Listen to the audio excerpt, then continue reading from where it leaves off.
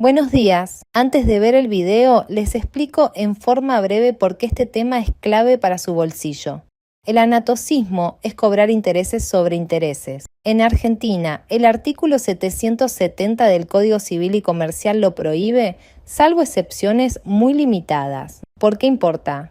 Porque la Corte Suprema, en fallos recientes como Oliva y Ferreira, ratifica un criterio restrictivo. Los intereses solo pueden capitalizarse después de una liquidación judicial aprobada y si el deudor intimado no paga. En un contexto de alta inflación, esto evita que las deudas se multipliquen sin control. La tendencia judicial hoy es usar actualización monetaria directa, en lugar de fórmulas matemáticas que puedan generar un enriquecimiento sin causa.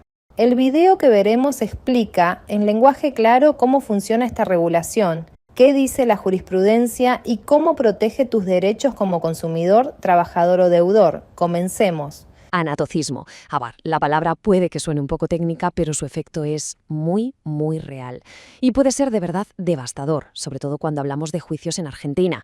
Para que nos entendamos, es la capitalización de intereses. Vamos, el mecanismo que puede hacer que una deuda se convierta en una auténtica bola de nieve. Y ahora veremos hasta qué punto. Fíjense bien en esta cifra, 7.745,30%. No es un error de imprenta, ¿eh? Es el aumento real que experimentó una deuda en un caso que llegó, ojo, hasta la Corte Suprema de Justicia. La pregunta, claro, es obvia, pero ¿cómo es posible que una deuda judicial se dispare de semejante manera? Pues bien, la respuesta tiene un nombre clave, el caso Oliva.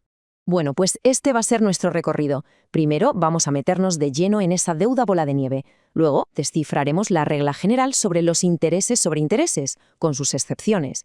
Veremos cómo ha tenido que intervenir la Corte Suprema para poner un poco de orden. Y, para terminar, analizaremos una posible reforma que podría cambiarlo absolutamente todo. ¡Vamos allá! Muy bien, pues vamos al lío con el caso que ha encendido todas las alarmas. Ese porcentaje, que parece de ciencia ficción que acabamos de ver, sale de aquí, del caso Oliva. Un fallo que ya se ha convertido en una referencia para entender el peligro del efecto bola de nieve cuando la capitalización de intereses sencillamente se va de las manos. Pero a ver, ¿qué es exactamente el anatocismo? La definición es simple, pero las consecuencias, esas son enormes. Es ni más ni menos el proceso por el cual los intereses que ya se han generado se suman al capital original. Y a partir de ese momento, los nuevos intereses se calculan sobre esta base que ahora es más grande. Es, vamos, el famoso interés sobre interés. Y en este gráfico se ve la diferencia perfectamente. Con el interés simple, la base de cálculo es siempre la misma. No cambia el capital del principio. Pero con el interés compuesto, o sea, con el anatocismo, esa base va creciendo sin parar, porque se le van sumando los intereses que ya se han acumulado. Es literalmente una bola de nieve. Cada vuelta que da se hace más y más y más grande. Y de ahí, claro, ese crecimiento exponencial. Justamente porque es un mecanismo tan potente, la legislación argentina establece un principio general muy claro para tenerlo bajo control. Se busca un equilibrio, que es muy delicado, entre los derechos de quien tiene que cobrar y quien tiene que pagar. Y la ley en esto es tajante. El principio general, como lo vemos aquí en el Código Civil y Comercial, no deja lugar a dudas. No se deben intereses de los intereses. O sea, la prohibición es la norma. Lo que se intenta es proteger al deudor de situaciones de usura o de deudas que se vuelven imposibles de pagar. Pero claro, como toda buena regla en derecho, siempre hay excepciones. Y es justo aquí donde la cosa se complica y donde se pone interesante. Porque la misma ley que prohíbe la capitalización abre la puerta a que se haga en escenarios muy concretos. Son excepciones contadas y, como insisten una y otra vez los jueces, de interpretación muy, muy estricta.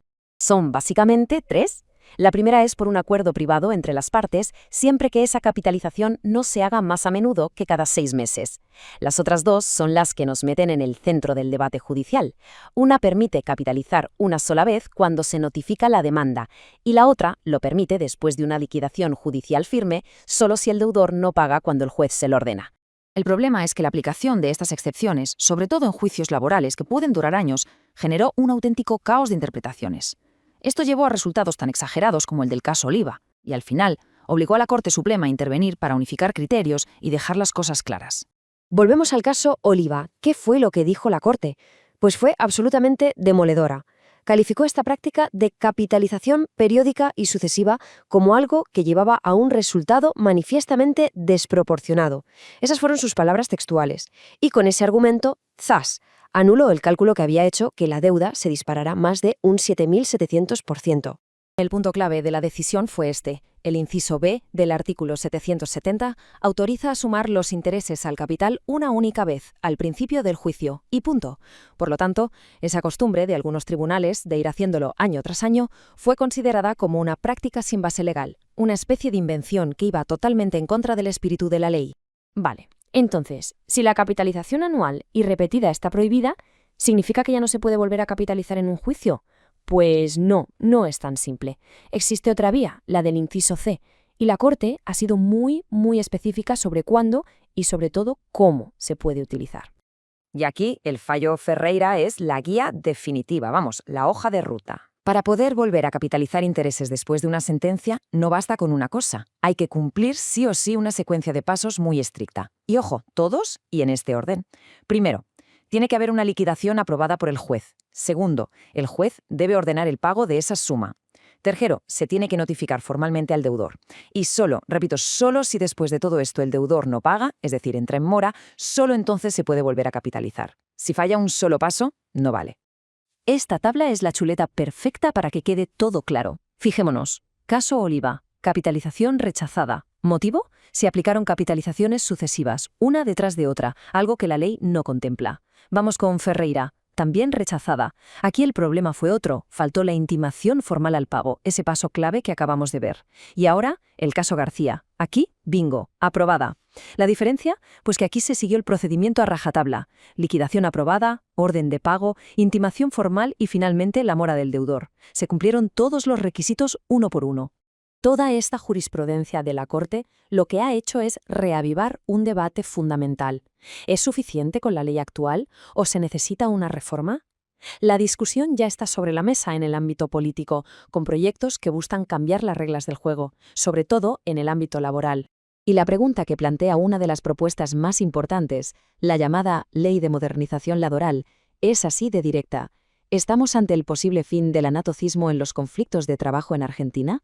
La propuesta de reforma es de mucho calado. Primero, pone un tope a los intereses, la inflación, o sea, el IPC, más un 3% anual.